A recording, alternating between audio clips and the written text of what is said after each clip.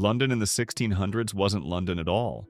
It was a cramped medieval city balanced on a knife's edge between past and future, a place where Shakespeare's plays premiered while plague corpses piled in the streets, where fortunes were made in new global trade while religious fanatics plotted to blow up Parliament.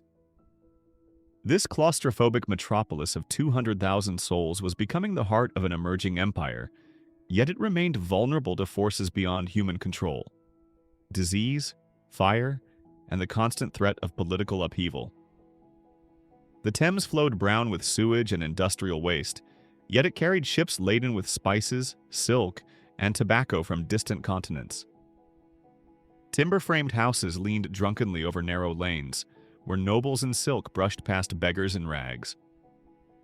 Today, advanced AI technology allows us to transform period engravings, maps, and paintings into photorealistic recreations, bringing this lost world back to life. Join me as we step into the London our ancestors once knew, a city that would be utterly destroyed by fire in 1666 and rebuilt into something entirely new. The Thames, London's highway and sewer. Stand on London Bridge in 1605 and you're standing on one of the medieval world's greatest engineering achievements. This isn't just a bridge, it's a street lined with buildings 4 or 5 stories tall on both sides, creating a dark tunnel through which traffic flows. Shops sell everything: fabric, food, jewelry, books.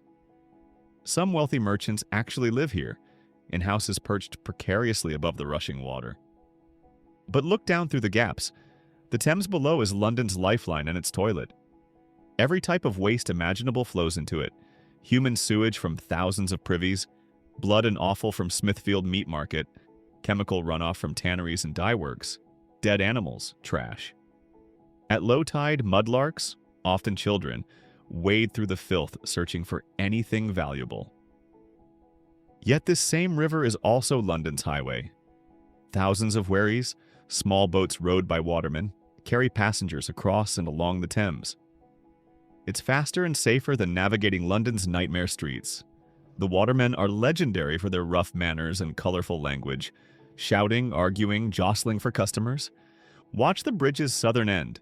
Mounted on tall pikes are human heads, decomposed remains of traitors executed at the tower. There are dozens of them, weather-beaten skulls that were once living people. In 1605, this will include conspirators from the Gunpowder Plot, men who nearly succeeded in blowing up King James I in Parliament. Their heads will rot here for years as warning. The bridge itself is a bottleneck, the only bridge spanning the Thames in central London, forcing all road traffic through this single point. Carts, horses, pedestrians, livestock all squeeze through, creating chaos. Downstream, you can see the Tower of London, that grim Norman fortress serving as palace, prison, armory, and treasury. Political prisoners rot in its cells. Torture happens in its chambers. Executions on Tower Hill draw massive crowds who cheer as axes fall. The city, a maze of medieval streets. Step off the bridge into the city proper, and you enter a claustrophobic warren of narrow lanes that twist and turn with no apparent logic. These streets weren't planned, they evolved over centuries.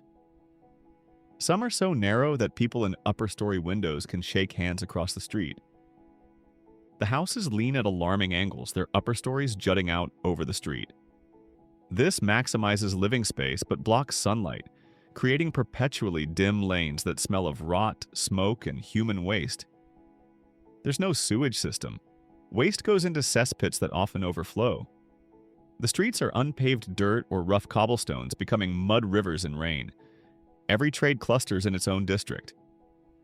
Walk through Cheapside and you'll pass Goldsmiths Row, where luxury shops glitter behind leaded glass. Turn down another street and you're among fabric merchants, then metalworkers, then booksellers near St. Paul's. The noise is constant and layered. Church bells ring every 15 minutes. Street vendors cry their wares: hot pies, fresh milk, knives to grind. Craftsmen hammer and saw in workshops.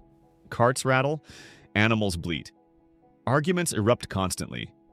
Look at the people. The wealthy wear elaborate clothing. Men in doublets and breeches, women in farthingales that make their skirts extend several feet. The fabrics are expensive: silk, velvet, fine wool. Ruffs, those ridiculous fabric wheels around necks, are still fashionable, requiring special supports and careful washing. The poor wear rough wool or linen, often patched and stained. Many go barefoot. Children are miniature adults in dress, expected to work as soon as they're able. St. Paul's Cathedral, commerce in a sacred space. Old St. Paul's Cathedral dominates the city skyline, its massive Gothic structure rising over 500 feet. But this isn't the St. Paul's that exists today. This medieval cathedral is showing its age. The spire was struck by lightning in 1561 and never rebuilt. Inside St. Paul's is less sacred space than public square. The central aisle, called Paul's Walk, is London's premier meeting place. Lawyers meet clients, merchants negotiate deals, servants seek employment, news is exchanged. It's treated like an indoor street. The nave is lined with booksellers' stalls. Advertisements are posted on columns. Pickpockets work the crowds. Prostitutes solicit in the shadows. The sacred and profane coexist in ways that would shock modern sensibilities. The churchyard is the center of London's book trade. Dozens of booksellers operate here, selling everything from Bibles to plays.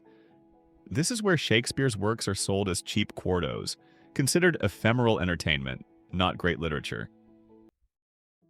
The theaters, Shakespeare's London. Cross the Thames to Southwark, London's entertainment district beyond the city's jurisdiction. Here are the theaters, bear-baiting arenas, brothels, and taverns. Pleasures the authorities disapprove of but can't suppress. The Globe Theatre, rebuilt in 1614 after fire, is where Shakespeare's company performs. These aren't refined, quiet theaters. They're raucous events. Performances happen in afternoon daylight. The groundlings, cheapest ticket holders, stand pressed together, eating, drinking, heckling actors, sometimes throwing things. The plays reflect this rowdy environment. Action, violence, comedy, sexual innuendo, sword fights, anything to hold attention. Shakespeare's genius was crafting works that satisfied both groundlings craving entertainment and educated patrons appreciating wordplay. But theaters remain controversial. Puritans attack them as dens of immorality where young people learn sin. During plague outbreaks, theaters close to prevent contagion, though taverns somehow stay open. The plague haunts London constantly. Major outbreaks occur every decade. In 1603, plague killed 30,000 Londoners, about 15% of the population. Bodies are collected nightly and buried in plague pits. Entire neighborhoods are quarantined. When plague comes, the wealthy flee to country estates. The poor have nowhere to go.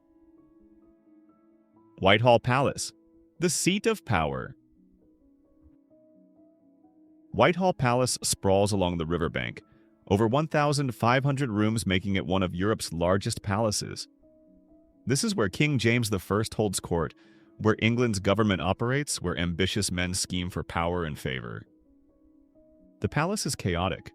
A medieval warren expanded haphazardly over centuries. Thousands live and work here. Courtiers, servants, guards, officials, plus countless hangers-on. Court life revolves around access to the king. James, who came from Scotland in 1603, holds audiences, receives petitions, grants favors. The politics are Byzantine. Factions compete for influence. A whispered word can make or break careers. Nobles bankrupt themselves maintaining London houses and wardrobes to compete for royal attention. James is intellectual, awkward, and controversial. He commissions the King James Bible, the translation that will shape English literature for centuries. But he's also extravagant, homosexual in an age when that's officially condemned, and paranoid about assassination after the gunpowder plot. The markets, commerce and survival. Smithfield Market, outside the city walls, is where London's meat supply comes from. Thousands of animals, cattle, pigs, sheep, are herded through city streets to this open market where they're slaughtered in public view. The noise is overwhelming. Blood flows in rivers. The smell is overpowering. This is food supply as brutal necessity. There's no refrigeration, no hygiene regulations. Butchers hack at carcasses with practiced efficiency. Offal is piled for sale to the poor. Dogs and rats fight over scraps. Nearby Billingsgate Fish Market operates along the Thames. The fishwives here are legendary for their sharp tongues and business sense. They gut and clean fish with expert speed, haggling fiercely. These markets are more than food supply, they're social centers where news spreads, where classes interact, where the city's pulse is taken. When harvests fail and food prices spike, riots can follow within hours. The Gunpowder Plot, London's near destruction. November 5th, 1605 is etched into English memory.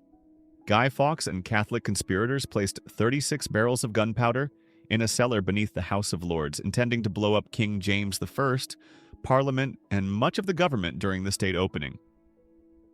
If successful, it would have been the most catastrophic terrorist attack in English history. The plot was discovered hours before the explosion. Fawkes was arrested in the cellar, tortured until he revealed co-conspirators, then executed in the brutal manner reserved for traitors. Hanged until nearly dead, cut down alive, castrated, disemboweled, and finally beheaded and quartered. The aftermath was intense paranoia. Catholics faced increased persecution. Every year afterward, November 5th is celebrated with bonfires, marking England's deliverance. The paranoia about Catholic plots will simmer for generations. The Great Fire, the future that awaits.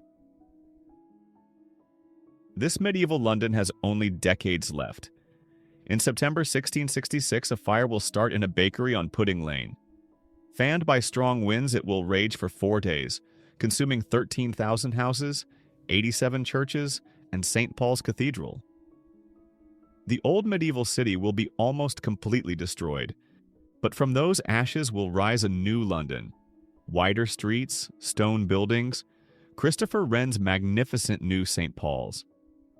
The medieval past will be erased, replaced by something more orderly, more modern. But in the 1600s, that future is unimaginable. Londoners go about their business in this overcrowded, disease-ridden, dangerous city because it's where opportunity exists, where fortunes can be made, where life happens at an intensity impossible elsewhere. This was London in the 1600s, a medieval city on the verge of transformation. If you enjoyed this step back in time, please hit the subscribe button so you don't miss where we're going next. Thanks for watching, and we'll see you in the past.